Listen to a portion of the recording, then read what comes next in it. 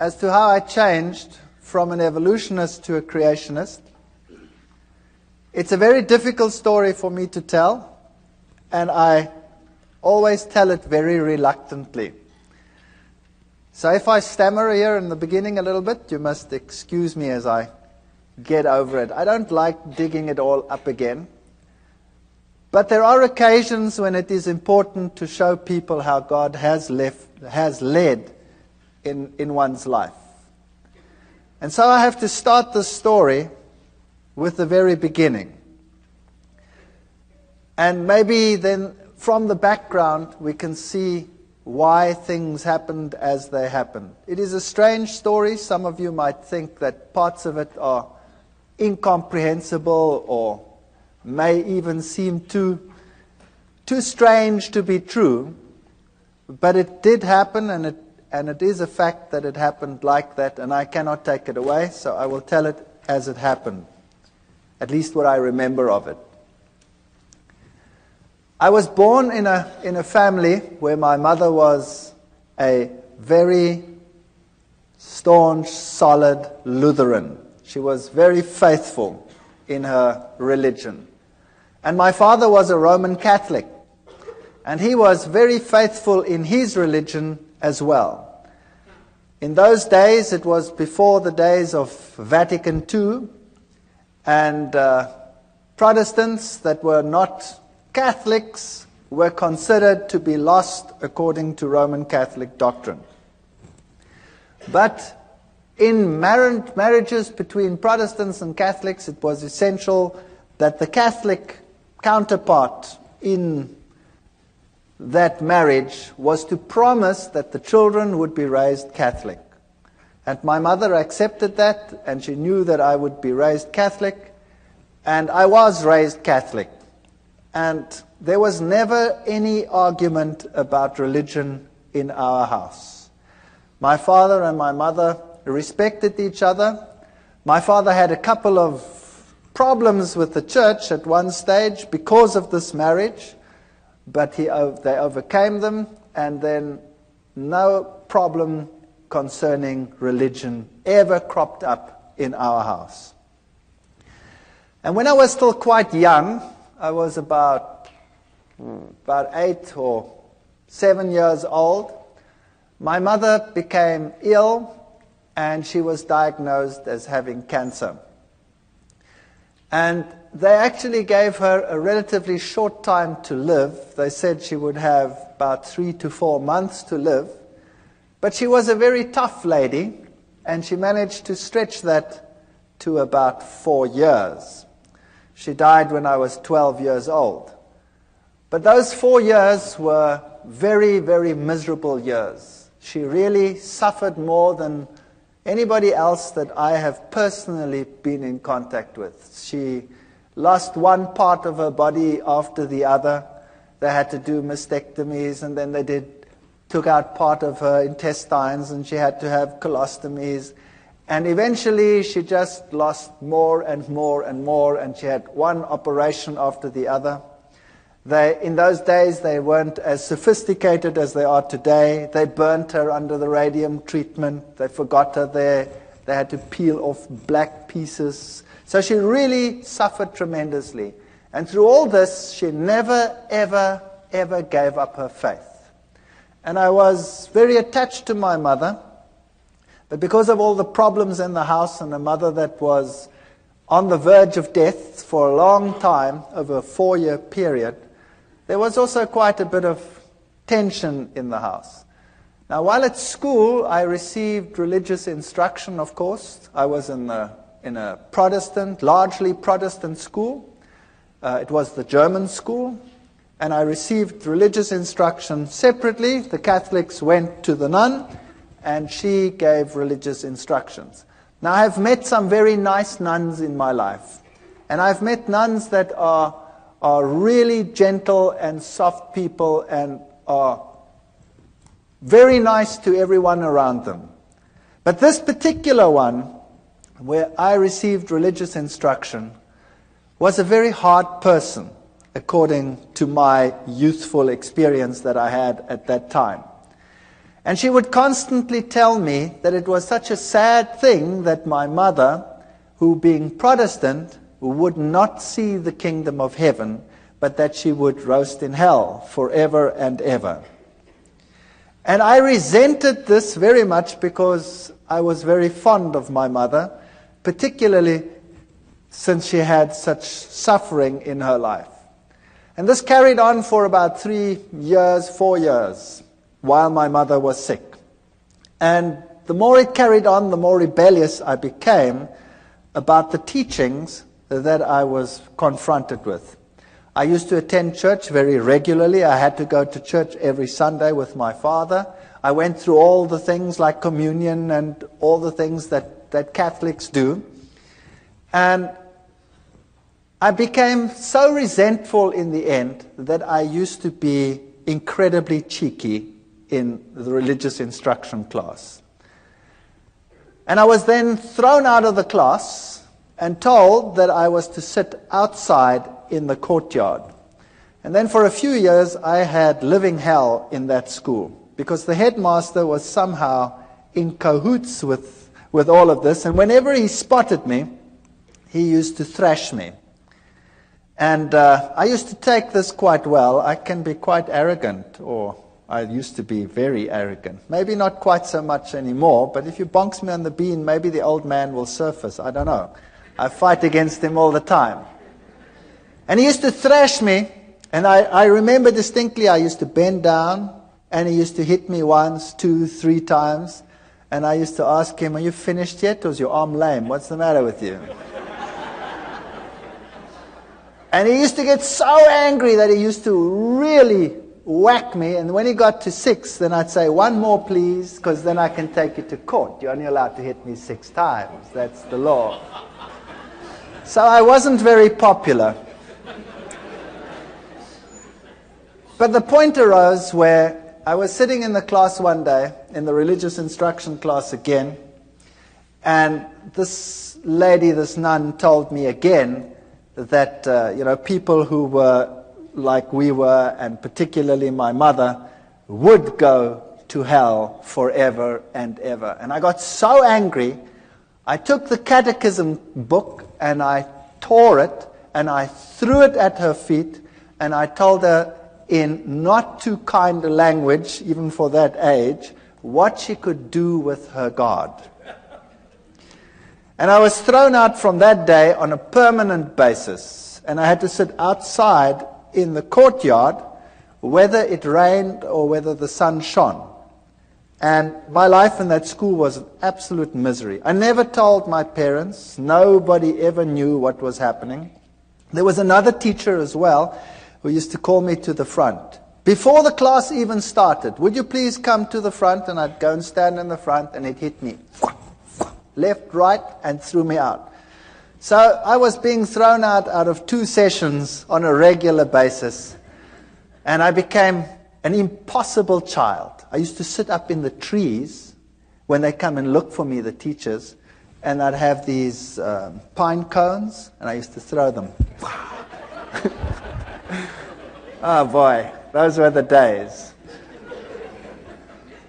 In any case, my mother finally didn't make it when I was 12 years old, and she died. And then from that time onwards, my home life totally disintegrated. My father married another lady who was a typical stepmother, sort of a fairy tale stepmother. She wouldn't have me around at all, and I was probably impossible, I will admit that. So I was carted off to hostels, and I wasn't allowed to then attend school either anymore. I was supposed to leave school and go into a trade. And that's when I woke up and I decided, no ways, and I don't want to do this. So I managed to persuade some relatives, and I went to another school. And I went through my school life, and I did all right, not too hot, but not too bad either. And then I went to the military, and then finally to the university. But from the age of 12, I never trusted or believed in God at all anymore. As far as I was concerned, if he did exist, he was a dragon, and I wanted nothing to do with him. And when I came to university, there I studied science and I studied zoology, and I thought this was the greatest thing since sliced bread. And there I found out about the whole evolution theory, and I was at a university that was the bastion of evolution. Evolution was dished up for all meals. Every class had an evolutionary basis. And it's amazing because it started off as a religious university, and it has a big theology school, and yet the science faculty was incredibly secular, and in terms of its teachings, very, very evolutionary. They had some very important names in the listings of their professors, Robert Broom and people like that who had worked with the Taung skull, the human so-called ancestor, and our museums were full of these people. And I really got into the evolution theory, and I thought this was the answer to all the problems. While at the university, I had a roommate. I was in the hostel there. And my roommate was a very nice guy, but he was very new age, even for that time. That's a long time ago. So the word new age wasn't even known at that time. And he was into Scientology. You know the science of Scientology, where they put you on the e-meter and you go through your past lives and through all the problems that you had, and you clear your karma by talking it through and talking it out, and then eventually, then you become God and you've got it made. In any case, he became my best friend. And I had nowhere to go on weekends. I had nowhere to go during the holidays.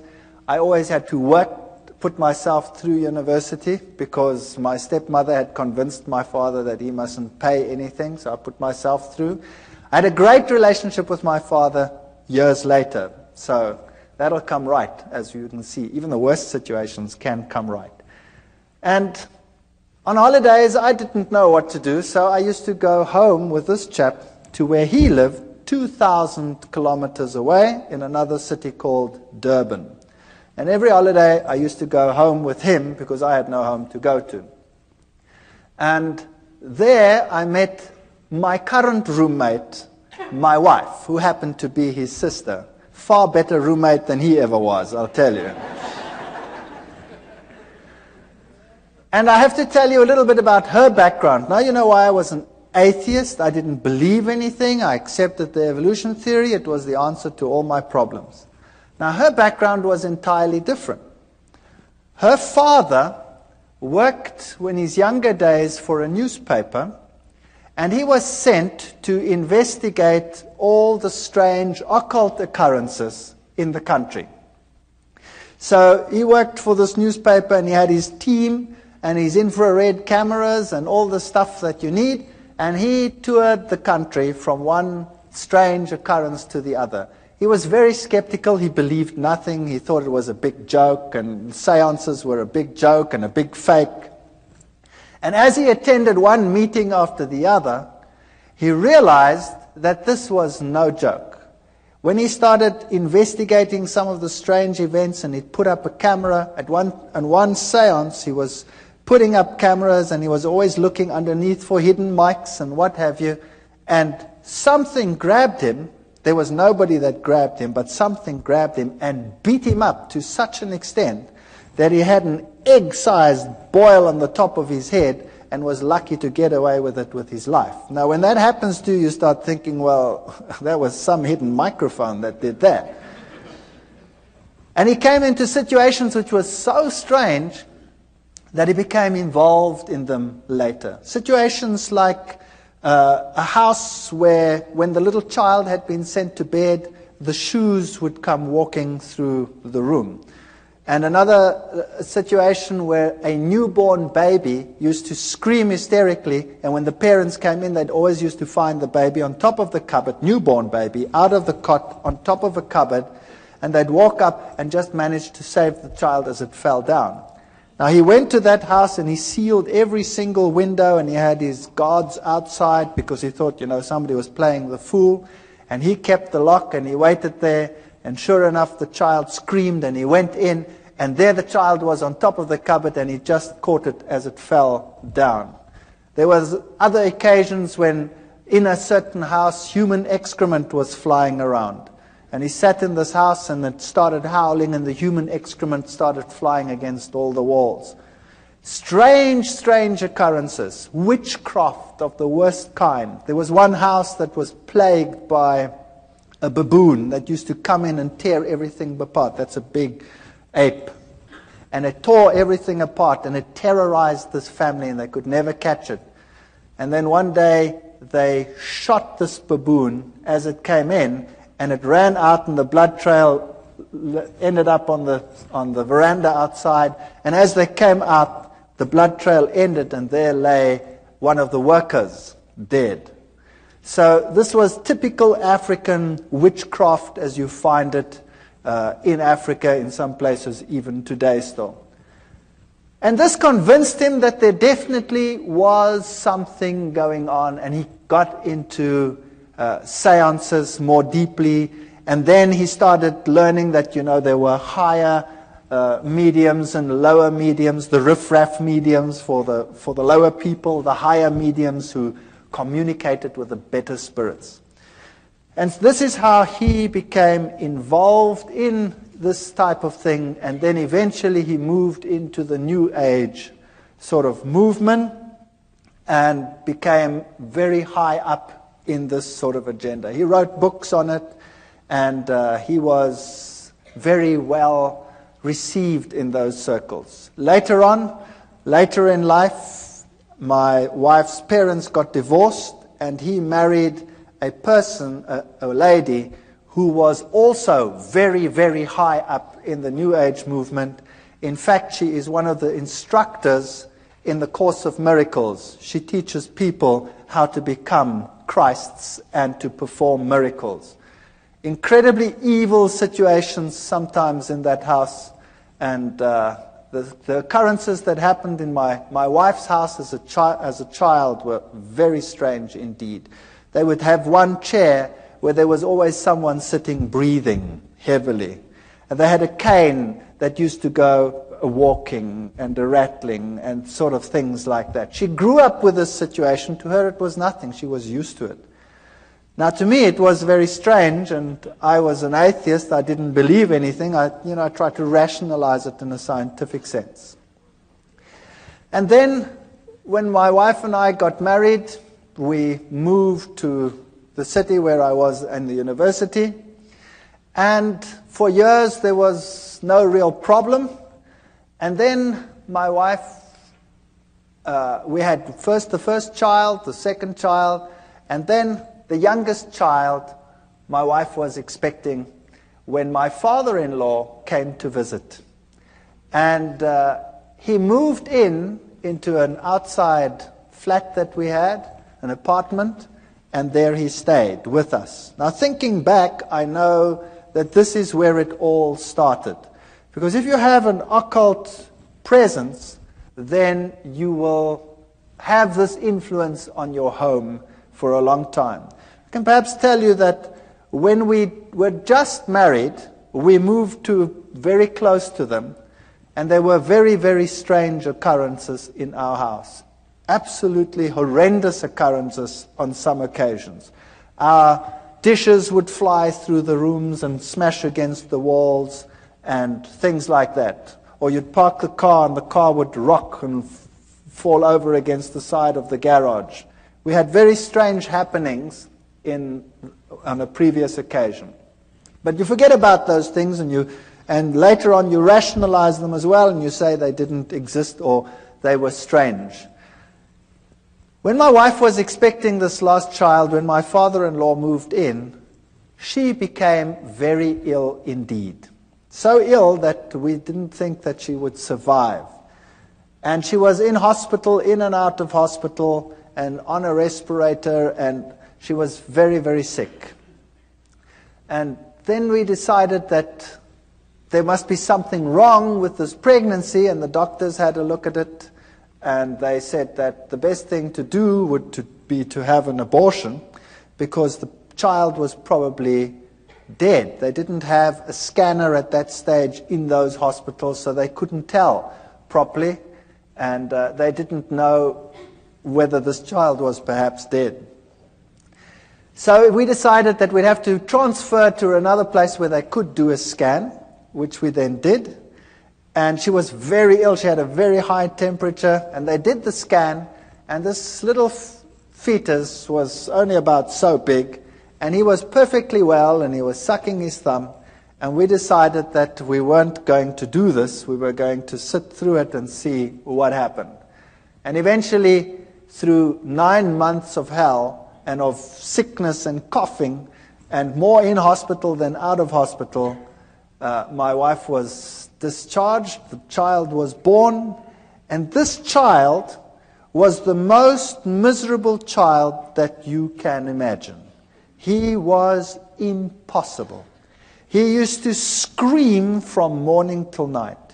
If you wanted to feed him, you had to wrap him round and round in a blanket so that he couldn't move his arms, or else he'd claw and scratch at you while you were feeding him.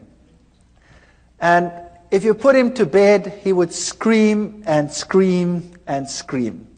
And so we had a technique where you sort of sit there and rock and rock and rock the bed until he finally falls asleep. Then you sneak off to bed and you try and fall asleep, and the minute you sleep, he screams again. And this carried on for months. It was absolutely chaotic. And nothing you could do could console this child. My wife was a wreck, I was a wreck, we were all totally destroyed. And then, one night at 2 o'clock, I had a dream that I was being strangled. And it was so vivid that I woke up with this perspiration falling down my face, and my heart was pounding like some drum inside me. And I sat upright and tried to recover from this terrible nightmare. And the next moment, the little one in the next room screamed as if he was being murdered. And my wife and I got such a fright, we stormed out of bed, ran to this little baby, picked him up, and as we picked him up, he started shaking violently. And his temperature would rise, and then he'd go into fever cramps. And so we rushed him off to hospital, and they had a look at him, and they had to put him in a refrigeration tent. They had a tent sort of that's cooled, and put him on a drip, and then it would be touch and go whether he would live or whether he would die. And he'd recover from this and come back home as impossible as he was before. And it would go fine for about 2, 3, 4 weeks. I can't remember what the gap was in between. And then precisely 2 o'clock at night, exactly 2 o'clock, it was uncanny. We had a clock on our bed, and it was a display clock, so you could see exactly 1400 hours, and 2 o'clock, whatever it was, 2 o'clock in the morning, that's when I woke up, with this terrible feeling that I was being strangled. And I shook my wife and said, I've just had that terrible dream again. And then the little one would scream in the next room, and we'd run, and we'd pick him up, and the same thing would happen. It was so bad that we would think that we wouldn't make it to hospital, the child would die. There was nothing you could do. As soon as he started the screaming, his temperature would just rise. And it would just go so high that he would fall unconscious. Eventually they got to know us so well that the hospital had this place prepared for him whenever it was necessary. They didn't know what was the matter with him. They could never find out. On one occasion, the doctor said they have to do a lumbar puncture because there must be something wrong with his cerebrospinal fluid. Maybe he has some brain infection that is causing this. And I remember taking him to this hospital, and he was just a baby, and afterwards he screamed so that my wife became quite hysterical. When the doctors came out, they said, "This is incredible." There were 4 adults that had to hold this child down. He was less than a year old, and the 4 adults had to hold him down because he was plucking them around. So this little chap was, if anything, definitely very much possessed. And you can rationalize it if it happens once, and you can rationalize it if it happens twice. But if it keeps on happening for weeks and months on end, that at precisely 2 o'clock you have an experience in one room, and then immediately thereafter there's a scream in another room, then the law of statistics tells you that no matter how atheistic you are and no matter how scientific you try and be about this issue, the 2 incidences are connected. And I was sitting in the hospital one day. My wife and I took turns to be with the little one, and he was in a very bad state. And it had happened for the umpteenth time. And there I was in the hospital, and I was marking papers. I remember it as if it were yesterday. I was marking. And all of a sudden, in this refrigeration tent, this child started shaking. And he started getting one of these attacks and fits in his bed. So I went and ran and called the nurse, and I picked him up. And he shook so that he tore the drips out. Now, this child had been on so many drips that they couldn't find the veins anymore on his arms or on his legs, so they had to put it into the veins here on the head. And he shook so that they tore out. Now I've got this child in his fit, and I've got this child with his thing torn out, and he tore the vein completely, so the blood was running down his face. And it was such a horrible sight that I went crazy. I couldn't handle this. And eventually he calmed down, and they put him back in the tent, and they got the drip back in, and he managed to survive the night. But that night I sat there and I said to myself, what can I do? There is no medical help, nothing can help us, and the 2 incidences must be connected. Where do I find help for this situation? And they tell me, once a Catholic, always a Catholic.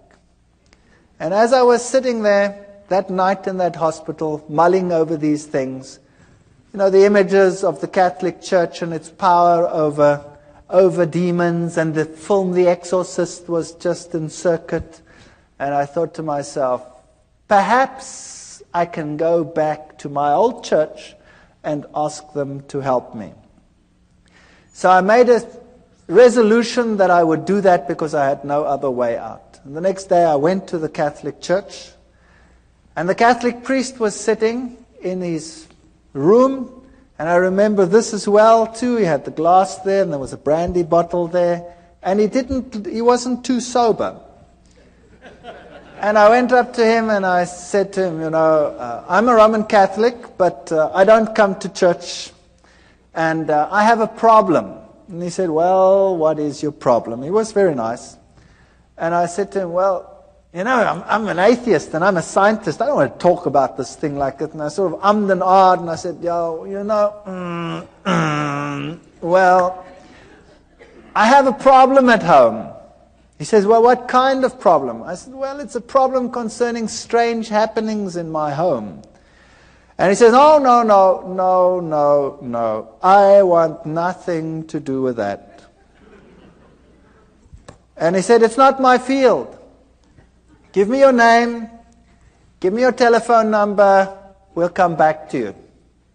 So I gave him my name and my telephone number. All I'd said was, I have strange happenings in my home. That's it. And I went home and I thought, well, that was a lot of help. Thank you very much. And I wasn't home very long when I got a call from another priest.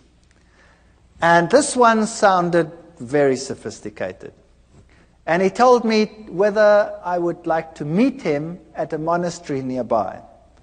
So I went to the monastery, and there was this old man. And he was so impressive. He really made such a powerful impression upon me. He told me to sit down. And then he started to tell me what the problem in my home was. And my mouth fell open. If there was a fly, it would have gone straight in. He told me there was a problem in my house, that Satan was trying to kill my son, and that we were being terrorized. And I said to him, that's impossible. How do you know that? I never said anything to anyone. He says, never mind how I know.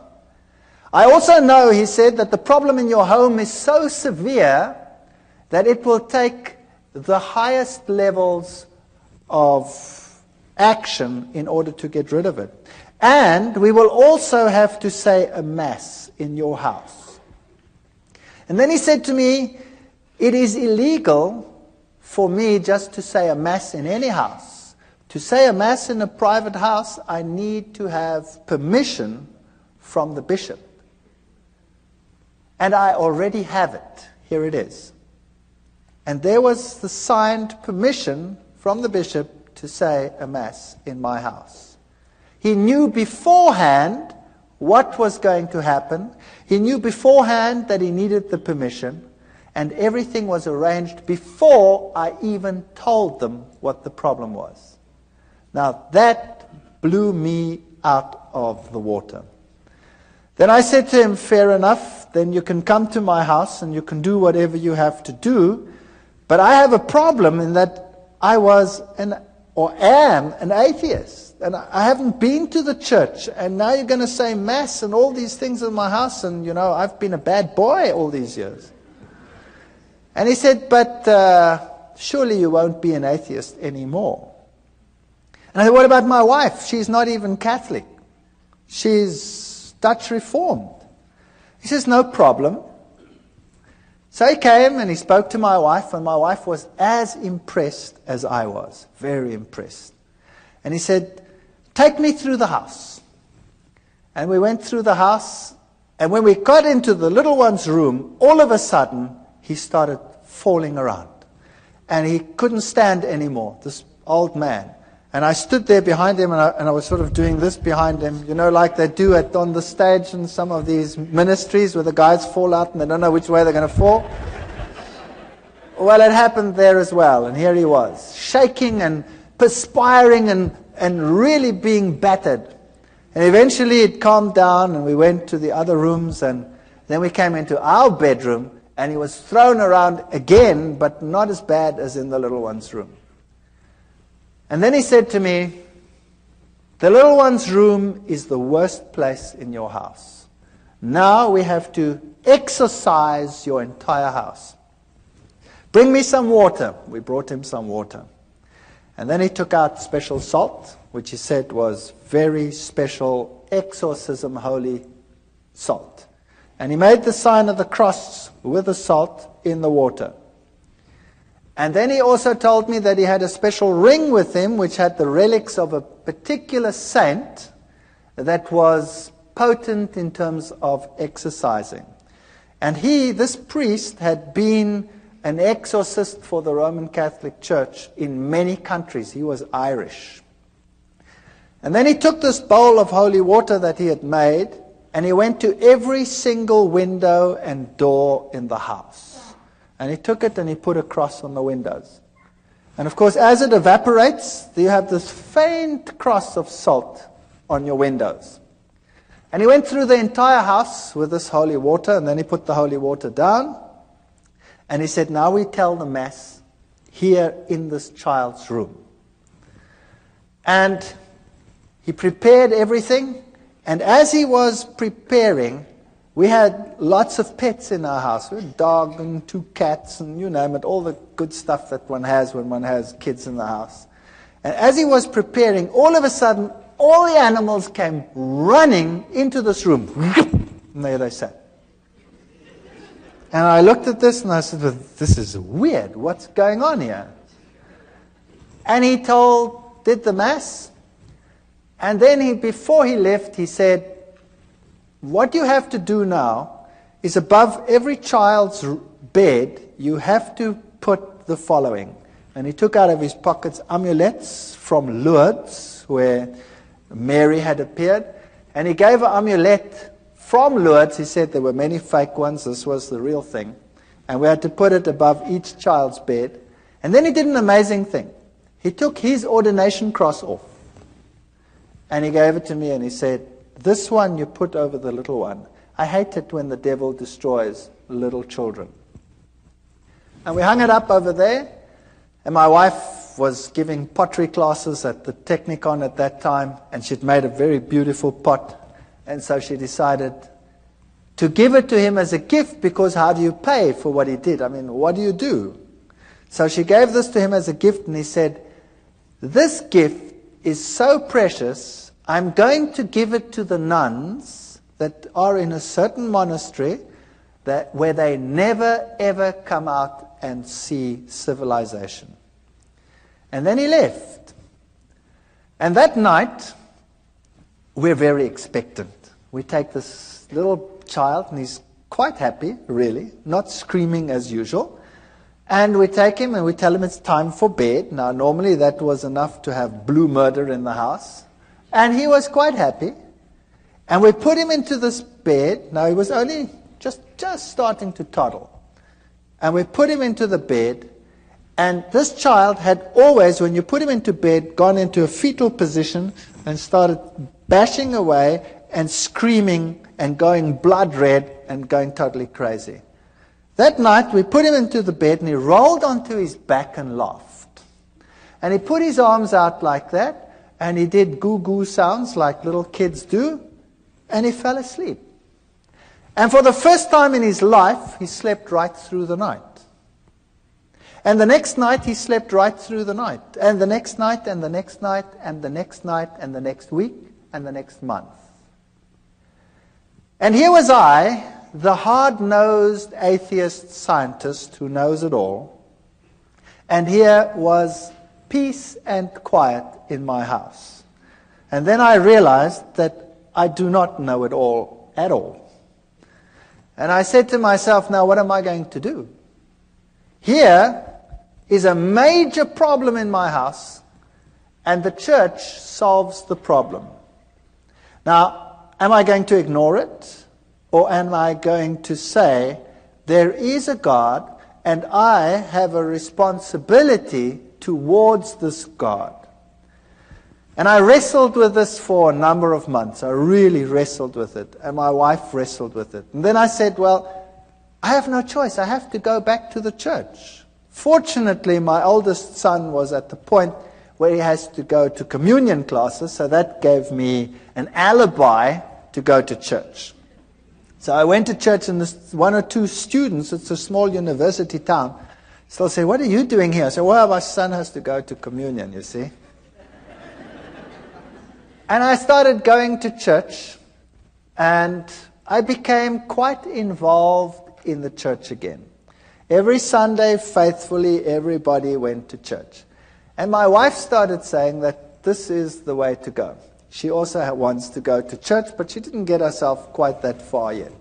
And because there was such peace and harmony in the house, we became more relaxed. And one day I was sitting there and I thought to myself, this house needs a change.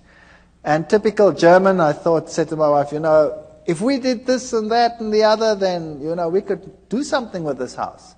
And I climbed into the roof and looked what was a bearing wall and what was not a bearing wall, and then I just took a sledgehammer and smashed out everything that irritated me. And we decided to restructure the whole house, which we did. I managed to accumulate some money, and I wasn't in great problems. And then we redid our entire house. And during the process, I had to go and see a man for the kitchen. I wasn't really involved in the church yet. I'm sort of in the stage of, I don't really know, but. And the man who did the kitchen came and said to me, by the way, I walk with the Lord. And I still remember distinctly thinking, oh brother, another one who walks with the Lord. And I said to him, okay, that's fair enough. You walk with the Lord. I was very cheeky. You walk with the Lord, but I just want the kitchen. Is that okay? And he said, yeah, okay, that's okay. But can I give you this? And he gave me a pamphlet. And, well, he was a nice guy, and, I stood with the pamphlet, and I put it in a drawer, and I said, well, I'll read it later. And then he put the kitchen in, the house was finished, and when this was all done, I started going back to the church. And this carried on for a period of 1 year, and I faithfully went to church regularly. And I always sat there on a Sunday morning, and I marveled at all the things that I knew were happening in the Catholic Church. I went through the catechism again as my son went through the catechism. And I wondered at the same ritual happening every time. The host going up, the change from bread to divinity, the little box with the red light where God was. And I started puzzling as to why God wanted the same things over and over again, and why he was satisfied with the same ritual over and over again. But I was convinced this was the truth. I was convinced Catholicism was God's representative on this earth because it had solved a problem in my home. But I wanted to get to know this God. And I wanted to know what it's like to have a relationship with this God. And I looked at the charismatic movement where they had the slaying in the spirit, and I thought to myself, isn't that perhaps the experience that one must have in order to know that this God really exists? Because I don't really feel him. I don't know where he is. But on the other hand, I'd always been so skeptical of this, and I'd always said to myself, these people with their religious crutch. And then one day, I was sitting in class, and I was giving a lecture to a first-year group of students. I'd spoken to the priest, by the way, about evolution, and the Catholic Church said to me, of course there's evolution, there's no problem with that. So I had no problems with that either. I could carry on with my evolution and now believe in God. It was quite a nice arrangement.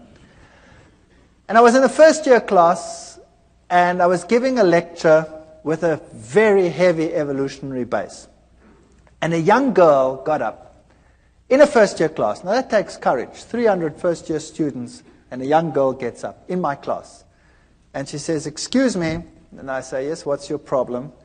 And she says, what you are saying is against my beliefs. What you are saying is a lie.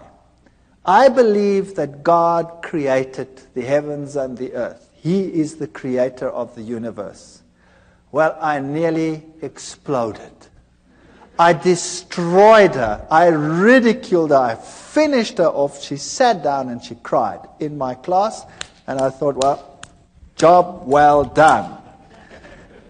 And then the class was over, and all the students were very impressed at all the eloquence I put onto the board, and proved to them what a ridiculous idea this was that this young girl had postulated. And I went back and sat in my office, and then there was a question earlier about conscience. Do you remember it?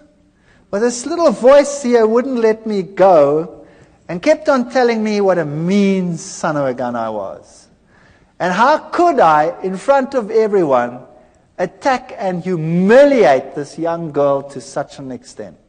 And I felt really bad about myself. My conscience wouldn't let me go. And I didn't know how to handle this. So typical Catholic way, I thought, well, on the way home for lunch, I wouldn't stay far from the university, so I always went home for lunch. I'll go by the Catholic Church and sit there for a while, and hopefully the feeling will go away. So I drove past, and I went into the church, and I sat inside, and it was locked. The door was open. You could come to a few pews, but around the altar it was locked because thieves had been stealing. And I sat there and I spoke to God, and I looked at the little red light, which means that the host was present there, so God was present. And it struck me that he was locked up in that little box. And then I sat there for a long while, and I was tortured in my soul. I was tortured. And I said to myself, do you know, God must be here because he did such wonderful things in my home. My family is totally different. My wife was willing to be converted. I'd called the Catholic priest to our home so that she could become a Catholic. And for some reason, he just never made it. He never made it. He always had something on, but he was still going to come. And I sat in that church and I wrestled with God, and I told him that I have all these feelings and I don't know where he is, and I've never really met him. And I know that in other churches all these exciting things happening, and here, we have the same thing every Sunday, and where are you? And I sat there in the pew and I said, okay, God, if you really exist, then now you must show me, because I really cannot find you. And with that feeling, I went home, feeling a bit better. And typical me, I was home quickly, and then I started rummaging in the drawer. I was looking for something, and all of a sudden, as I rummaged in this drawer, I pick up this pamphlet. This is now a year after this man who was walking with the Lord gave me this pamphlet. And I pick up this pamphlet and I start reading it. It was in German, and it had 3 columns.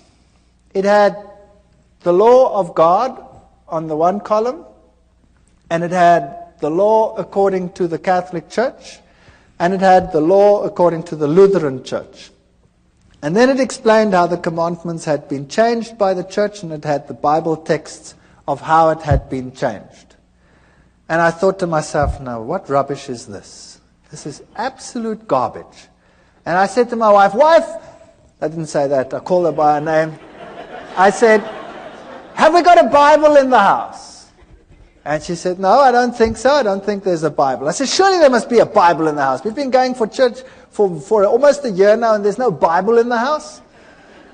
There were lots of catechism books in the house. So I grabbed the catechism book and opened it up and looked, and sure, the commandments as on the pamphlet were identical to those in the catechism book. And then I remembered an old box that an old lady that had died had left me. And I'd put it in the garage after having sorted out some of the things. And I remembered there were a whole lot of books, and I knew that little old ladies probably would have Bibles. So I went outside in the garage, rummaged in this box, and sure enough, here was an old Bible, an old German Bible. So I went inside and opened it up, and there it was. The 10 Commandments were totally different to what they were in the catechism book. And this puzzled me. So after 1 year, I phoned this cabinet maker, and I said to him, remember me a year ago, you put a kitchen in for me? He says, you know what? I've been trying to phone you all day. I had this feeling I must phone you, but I don't know why. What's the matter? I said, will you please come round? You left me a pamphlet that I want to talk to you about it. After 1 year. And he came round, and he was a nice guy. And we started talking. And then we started talking about the scriptures and about the Bible. And we started talking about the book of Daniel and the prophecies pertaining to Daniel chapter 7. And I went through it with him, and we wrote, and we worked till about 3 o'clock in the morning. And he came the next day and the next day. And in 3 days, we'd gone through Daniel and Revelation, all the historic facts and all these things, and I wouldn't believe a word of it.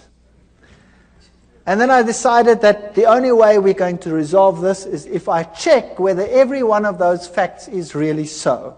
Whether those kingdoms and those kings and all these things are really so. So I went back to the university, to the history department, the theology department. I got everything that I could lay my hands on, and I checked and verified, and it was really so. And then I started finding out that the little horn of Daniel chapter 7, if you take it as the Bible says, can be none other than the Roman Catholic Church. What a shock that was to my system. Then I got the Protestant view of the little horn being Antiochus Epiphanes IV, and I went through all of that and found out, but it can't be him because none of the criteria fit. And also how the scripture had been changed on some of these points. But to be fair, I invited the Roman Catholic priest to my home. And I said, would you please come to my home? I have to talk to you on an issue. And he came. And my wife was there, and I was there. And I took the Bible, and I took the chapters in Daniel, and I went through with it in detail, and I showed him the change of the commandments and all these things. And then he said to me, I can't talk to you on this issue because I'm not into scripture at all. And I was stunned. Here was a priest, and he was not into scripture. He says, we have some specialists who are into Scripture, but it doesn't make any sense to me, he says. And then he left. And then I had the ministers of other churches, and we argued, right sometimes till the late hours of the night, as to what the little horn was. And every time they come back to Antiochus Epiphanes, I'd show them, but it can't be, because it comes after Rome, etc. It can't be in Greek times. And eventually they would all leave as well and say, it can't be any other way. So I was confronted with this tremendous dilemma. And then the worst thing of all was, we started talking about the Sabbath, this other man and I. And we went through the whole Sabbath thing. And then I said to him, but this is ridiculous. How can you keep a commandment which you keep because the Lord created in 6 days the heavens, the earth, the sea, and all that in them is? That's ludicrous. Everything came into existence through evolution. And he said, no, it came into existence through creation. God created it. You know, and the little girl pops up into my mind. And I said to him, but that's rubbish. He says, I'll prove it to you. I said, you try. And he tried. The next day he was at my house with a pile of books like this, all on creationism, and he gave them to me. And I remember going through those books. I was sitting in my office. I used to give my class and run back, and I went through those books very quickly. And I gave them back to him in a very short time period and said, there are your books. And he says, what do you think? I said, I've never read so much garbage in all my life. So he said, don't worry, and he brought me another pile like that. And I went through that lot, and it was so confusing and so full of garbage. So I gave it back to him. And I said, it's so unscientific, I cannot accept this. So we argued about God being a creator or not a creator, and I would kill him with science. I had all the terminology. I was a lecturer. I was an evolutionist. I knew what to tell these people. I've been trained to wipe out people who oppose, the scientist on any of these fields. And he got so frustrated with me. And then one day he was so frustrated, he said, you know what? I said, what? He says, I haven't got a problem with evolution creation. You have a problem. You solve it.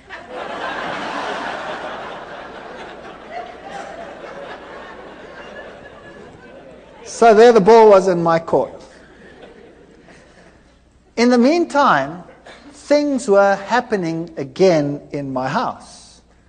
The little one would again become miserable every time it was time for bedtime. He again became grouchy and screaming and what have you. And we also noticed that whenever we had a moment of peace, my wife and I, we studied the scriptures like, I cannot tell you how we studied it. I finished a Bible. In 2 months I had to throw it away. It was finished. It fell apart. And my wife was studying. And she had tremendous problems with the Sabbath idea. It made no sense. It was so stupid. And nobody at work knew what was happening with me. And one day I came to work, and the secretary in the department came up to me and said, I've got something for you to read. And she handed me a pile about so thick of documents. And when I looked at them in a spare moment, I saw that it was a long piece of writing against the Sabbath. And it was written against Seventh-day Adventists. And this stunned me because nobody at work knew what was happening with me. I mean, a scientist would never admit, that he's now talking about and thinking about religion. That was ridiculous. My colleagues were all atheists. And I took this and I thought to myself, now what am I going to do with this? I haven't got time with this. I'm wrestling with evolution. So I gave it to my wife. And I said, here's fodder. You go through this. Maybe there's a way out of all this. And she meticulously went through every statement. It was really a thick, thick thing written against it. And while I was wrestling with evolution, she was wrestling with that. And then one day she said to me, I've been through every single statement they have. And every single one, I've put it next to the Bible. And every time, this is the word of man and the Bible has something else to say. So this document here has now convinced me that the Sabbath must be right. That was something. So a document written against the Sabbath proved to her that the Sabbath was actually very important and right. But I still had a problem. A major problem. I couldn't accept it because I'm not going to keep a day for creation that took 6 billion years, let alone 6 days. And the ball was in my court, and at that stage, everything started going wrong again in my house. And when we picked up the Bible, the little one would go hysterical. Whenever we had a spare moment, he would go hysterical. And eventually, he took a bottle of wine, we'd been drinking wine, and he smashed it. I wasn't in the room at the time, but I just heard the glass breaking. And then we came out, and he was walking all over the glass. And his feet were cut to shreds. His big toe was almost severed. So back to hospital. They sewed the toe back on, and it was a nightmare from then onwards in our house. And I was wrestling with the Sabbath issue. And I stood in the library one day. We had the biggest evolution-based library in the Southern Hemisphere at that university. And I said to myself, there must be a solution. And I said in my mind, God, if there is something wrong with this theory of evolution, then I haven't found it yet, and you must show me. Because nobody else can show me. And I went into this library, took out a book. And as I walked out the door, a colleague stopped me and he said, hold it. There's another book you must take, which is the same book as that one, but the new edition, it's on the back shelf. Very strange. So I went to the back and I took that edition as well. I took them both and I went to my office. And then I started reading. But I started reading them both at the same time. And then as I looked at the one, the old edition would say that there is a major problem with the cetaceans, with the whales, because they appear suddenly in the fossil record fully formed. And there is no evidence that the one gave rise to the other. The new edition would couch it all in scientific terminology, would say cetaceans have an ancient origin and evolved from such and such to such and such and such and such and such and such. And I went through them, one model after the other, and the old one would admit to the problem, the new one would never admit to the problem. And that's when I started thinking, wait, there's something wrong here. There's something fishy here. And whenever I went into the library, it was if some miracle would happen. I would take out something, and the very next thing I would take would be exactly the opposite on the same issue. And very quickly I had a big pile.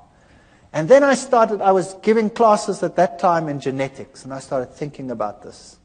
And then I started working out this genetic thing, and much as like we did over here.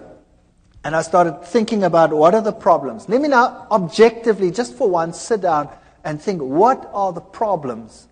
And I came up with such a pile of problems that it stunned me. And something must have been helping me, because the problem list was so enormous, it was unbelievable. And then one night I was sitting at home, and child was impossible. He went to bed, and we went to bed. 2 o'clock at night, I had a dream. I was being strangled. And the little one screamed in the next room, and we ran, and the same thing happened. But he didn't get so sick that he had to go to hospital. He just got a very high fever, and we could handle it somehow at home. And then I contacted this other person, and I said to him, there's something very strange here. I know that from the scriptures, the system, the Roman Catholic system, cannot be God's system. And yet, we had this problem, and I didn't want to tell him about it. And then in the end, I half told him about it, but not completely. And he said, don't worry, we'll pray. And it stopped.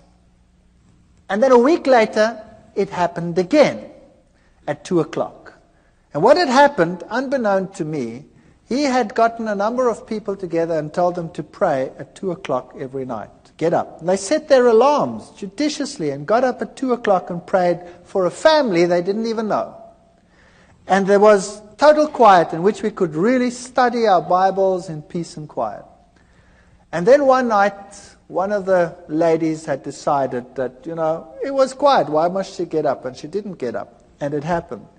Now, thinking back on it, God doesn't need the prayer of that one little individual. But there were lessons in it that would later be important to me. That God wants unity amongst His people, and everybody must stand together on an issue. So it was a lesson for them as well as a lesson for us.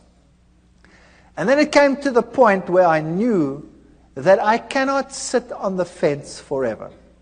Either this is the truth, and I'd studied it and I'd verified it. I'd had lecturers talk with me on the Greek meaning of this and the Hebrew meaning of that. I verified the historic facts. I'd looked at the prophecies. There was no other way in which it made any logical sense whatsoever. I'd studied what the other churches had said. It didn't make sense.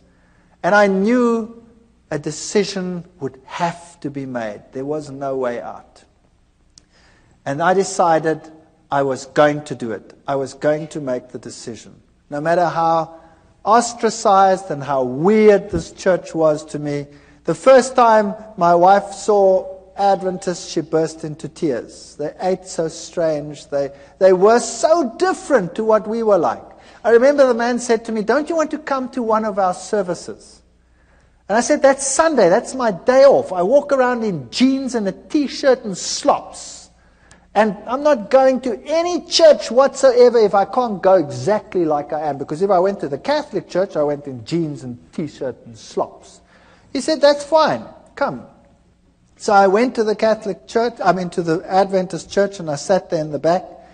And I looked at all these people with their suits and their ties, and I thought, yuck. And they all looked at me, but they were all pleasant about it. And strange things like that. And I didn't like the setup. I didn't like what they looked like. They looked so different to everyone else, you know. My friends were rough, and they would make coarse jokes and all kinds of things. And these were so different. My wife burst into tears when she saw it. She said, "I don't want that lifestyle. I want my old lifestyle. We used to sit around the swimming pool and drink beer and have friends over and, have parties and stuff like that." And they were so different. It's so night and day difference that you think you could never be happy over there. She cried and cried and cried, but knew somehow she'd have to go back in any case. And then one day I decided that I couldn't take it anymore at work with all this evolution teaching. And another strange thing happened. I was asked by the then head of the department to lead an evolution discussion group with the postgraduate students about 2 weeks later. Everybody gets a turn, but mine wasn't for months. Something happened and mine was moved forward. Now I sat with a major problem. Do I go into that with my mouth full of teeth, pretending to be what I am not? Or do I stand up and for what I now believed? And I was really so chicken, it's unbelievable. I was so scared of this event. To lose face amongst your colleagues when you've been such a bee's knees all these years is really a painful experience. And I decided after much wrestling and soul searching that I would do it. My new friends, who had become less weird in my eyes over time, would pray for me while I did this. And I went into that lecture hall, and the whole staff was sitting there. This was a postgrad affair, so the whole staff was there and all the postgraduate students. And I start the ball rolling with the lecture normally, and then you start this evolutionary discussion group. And I started the lecture, and then I switched to the genes, and I highlighted every single problem. And I went through the whole gene system as far as I'd sorted it out at that stage. And I said at the end, therefore, evolution is not possible. Well, first you could hear a pin drop, and then all hell broke loose. One of my colleagues went blood red and started screaming at me like you cannot believe.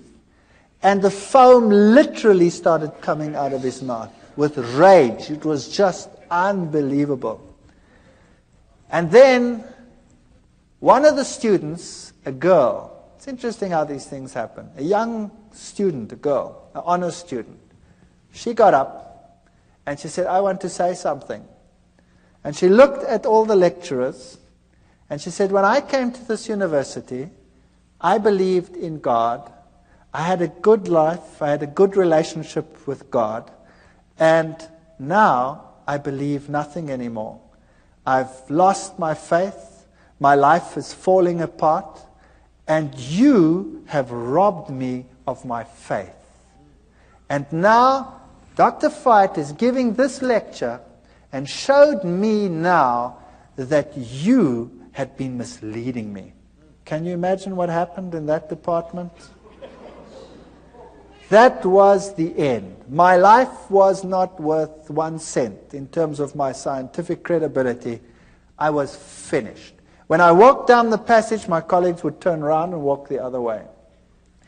And I decided there and then that it was impossible for me. Then we had a meeting, a special meeting where they decided that the basis of all teaching must be evolution. And of course, I couldn't go along with that. So I decided I would resign. So I resigned. And the head of the department said, you can't just do this. I mean, I had a lot of students, and I was quite popular amongst the students. And I had most of the postgraduate students were under my supervision. And then the rector of the university called me in. And the rector said I must come to him.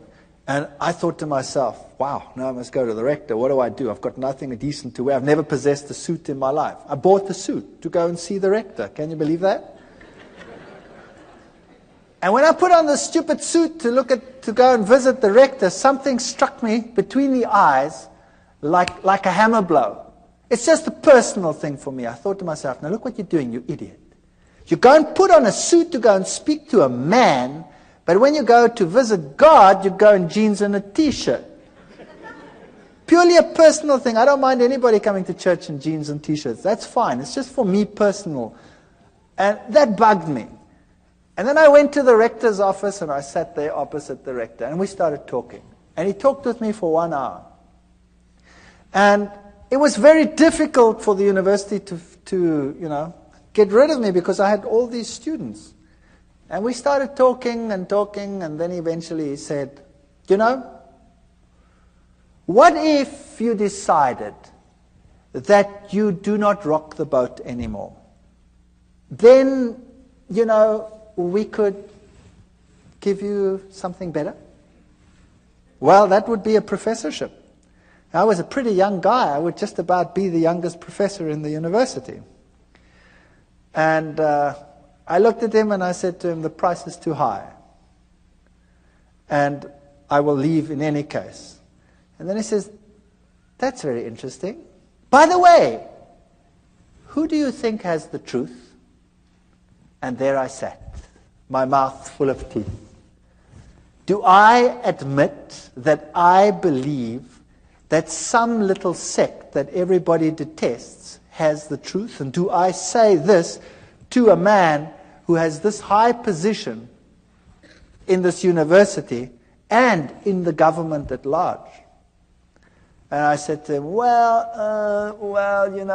religion, Christ, churches, whatever. I can't even remember what I said. And he said to me, no, that's not what I want to know. I want to know from you, who do you say has the truth? We went through the same ritual again. And he stopped me and he says, no, I don't want to know that. I want to know from you, who do you think has the truth? And I started off with this again, and in the back of my mind I heard this terrible cock crowing. 3 times I thought,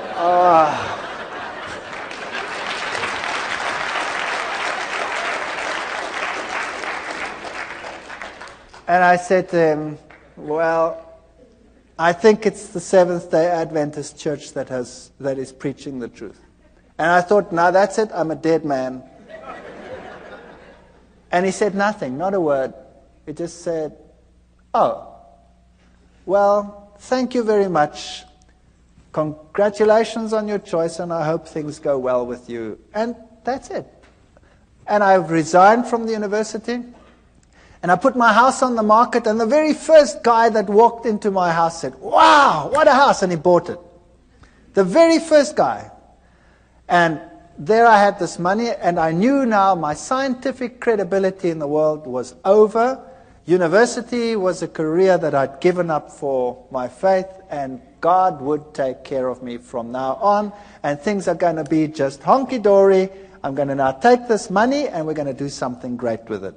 We're going to start a little farm somewhere, and we're going to get people to come, and we're going to witness, and we're going to do great things with all this money. And I got some guys together, and we started this thing.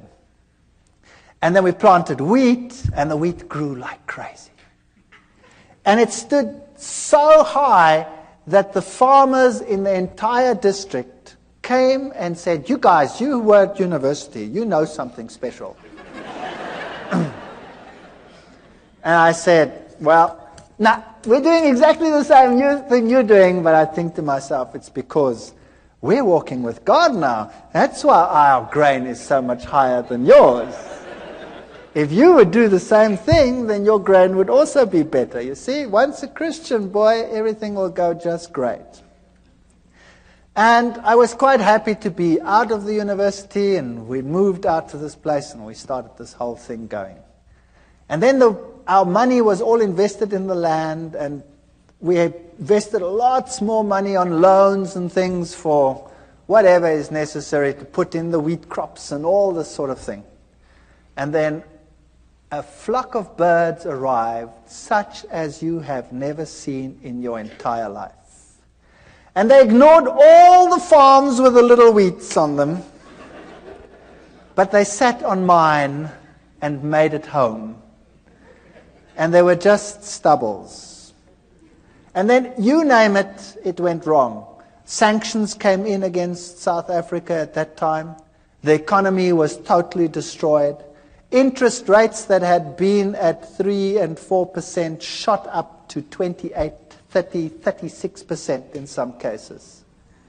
And loans that were nothing to repay became a total nightmare. And the only means of making money was taken away, and we were totally destroyed.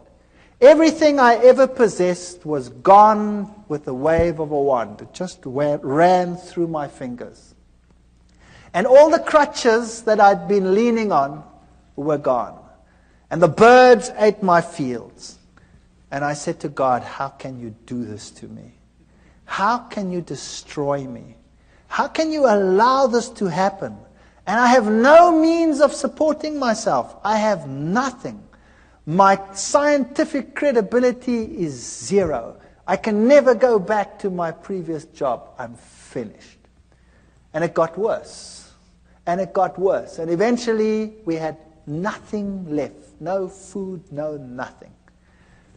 And my wife and I and the children, we sat down and we talked about it, and we decided, if this was the truth, and I don't believe that all the things that had happened were from the other side.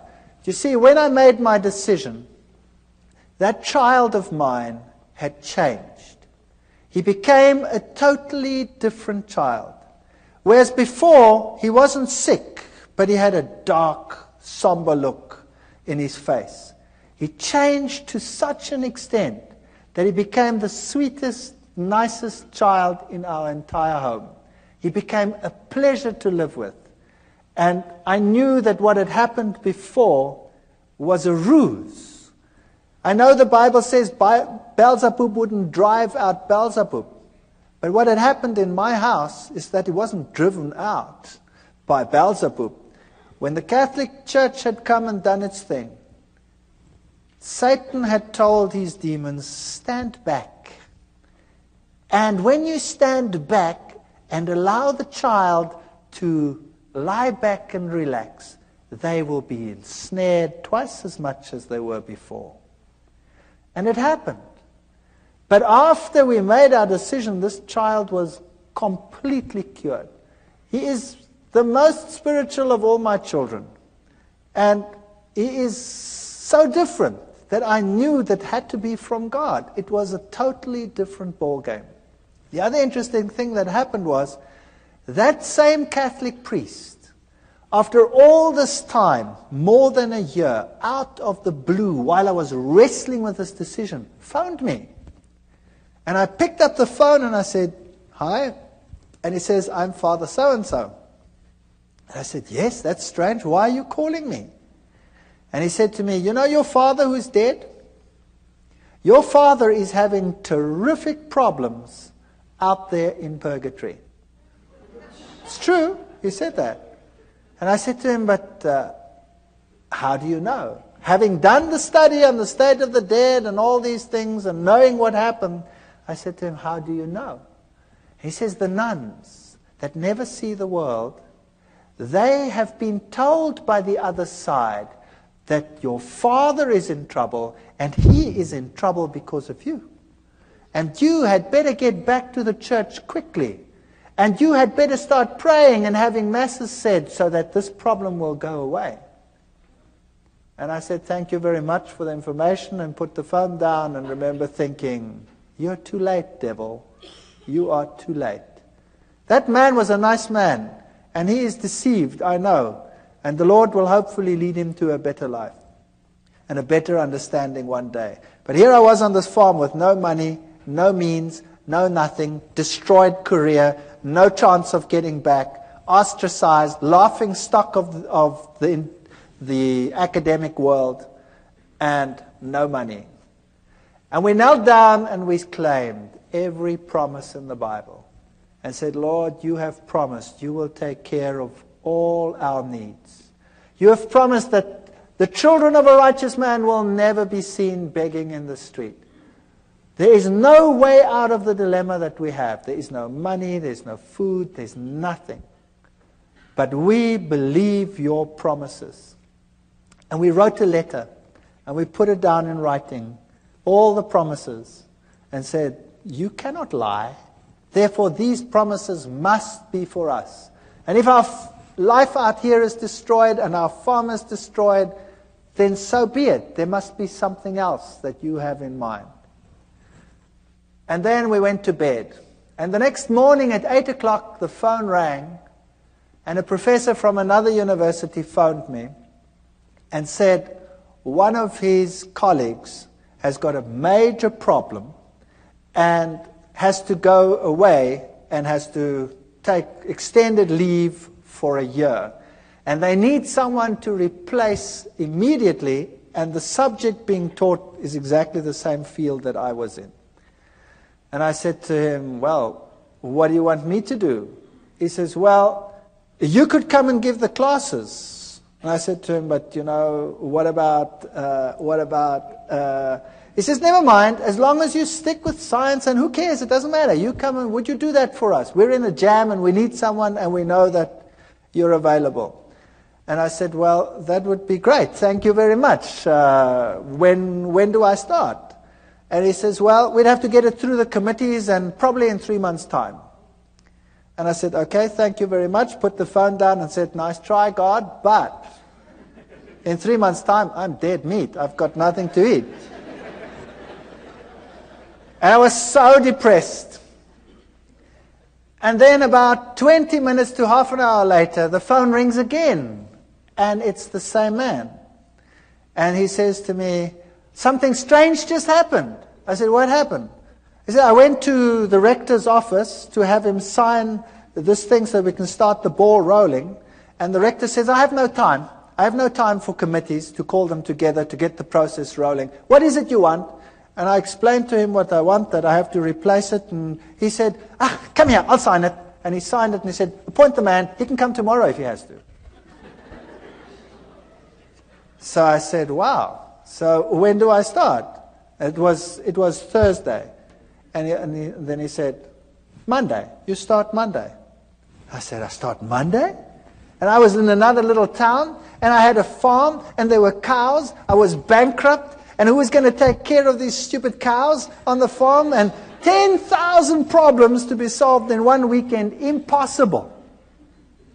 And I put the phone down and I said to my wife, I've got a university job, only for a year probably, but it's okay. We've got something to go to. I start Monday, but who's going to take care of the rest? So we prayed, and we said, Lord, you have one solution. Surely you, knowing everything, must have the other solutions. And we had hardly finished when there was a knock on the door and a young couple arrived. And this young couple said that they were farmers in another country to the north of South Africa. And they were Seventh-day Adventists.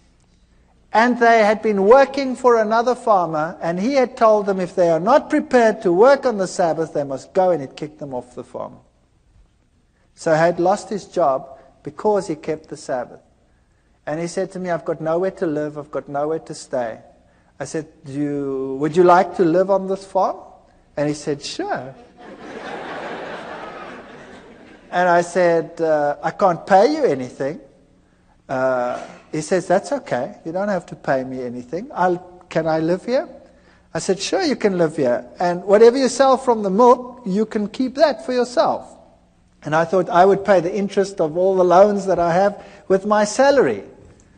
And it was solved within 24 hours. There was a man on the farm who wanted to live there for nothing and take care of the farm and live off the proceeds. And I had a job at the university. And I went to this university and I started teaching. And for the first few weeks, of course, I had no salary, no money. Also, another miracle within that same period, I got a house in the middle of a month. And I didn't have to pay till the end of the month.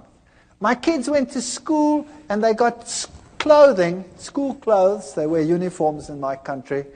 All the clothes, all the sizes. We'll put it on the bill at the end of the month. But I had not 1 cent to even buy a little bit of food to carry on. And then I got into the car, and I don't tell people that I'm in financial trouble. I got into the car and I was driving around, and we've been driving, the last bit of gas was just about going. And my daughter says, what's this here? And she picks up 150 rand. That then was the equivalent of about $150 in the back. She says, it's lying on the floor. And the next week there were another 150. I don't know how it got into the car, but it kept us going until my first salary check arrived. Now I can tell you, this is the real truth. There were times when we had very hard times, when we had virtually no money. All my money went into interest payments. And there were times when we really ran out and had no food whatsoever. And I remember one day sitting around a table with no food, praying to the Lord and thanking Him for what we were about to receive. And this is the truth. When there was a ring on the door and we went outside and there was no one, but there was a basket full of food on the floor. And this is a fact. I want to tell you something, that if you know the living God, your road might not be a rose garden. You might not have the best of everything you need, but your water and your bread will be sure, and He will take care of you. While I was at that university, I was only teaching for 3 months when riots broke out within the university. There was such chaos in my country. There were riots everywhere. The rector ordered postponement of the exams. And then it didn't fit the timetable. Somehow it didn't fit. And one day I had to write earlier. And all my exams were on that day. And this head of department called me in then, and I said to him, what must I do now? I've finished here. I've done everything that I must do. And for 6 weeks there's nothing going on, just riots on this campus. No exams. I've got no exams coming. What must I do? He says, go away. Go to the moon for all I care. And come back in 6 weeks. And in the meantime, somebody had arranged for me to go away for 6 weeks to the United States and to other places to look at all the petrified forests and things in the world. And I'd said to him, forget it. It's impossible. I've just started a job. I can't go and tell the man I want to go away for 6 weeks. And there were the 6 weeks. And I could go on the study tour. You saw many of the slides here. I could tell you one story after the other I could keep you busy all night. I want to tell you that the Lord intervened with such power in our lives. And as we went through life again, back at the university, they started respecting me for the science that I was doing. And eventually I was given a permanent position. And eventually I started right at the bottom again. I was senior lecturer, here I was just a lecturer. And eventually I became a lecturer, and then a professor and head of department, in spite of what I believe, in spite of what I say. So if you think that God cannot take care of you, I want to tell you, He can do anything. I am in a secular university. I'm a professor and head of a zoology department in a secular university. I teach and preach creationism, which is impossible in terms of human imagination. And in spite of it, I have that position. Never be afraid to stand up for the Lord and for His truth. If you are genuine, God will take care of all your needs. I don't know whether it will be forever. Sooner or later, someone will close the tap. But it doesn't matter. The Lord will have something else. And He is offering the same to every single one of you. Take a step for what is right. Do what is right. And the Lord will fulfill every one of His promises. Thank you.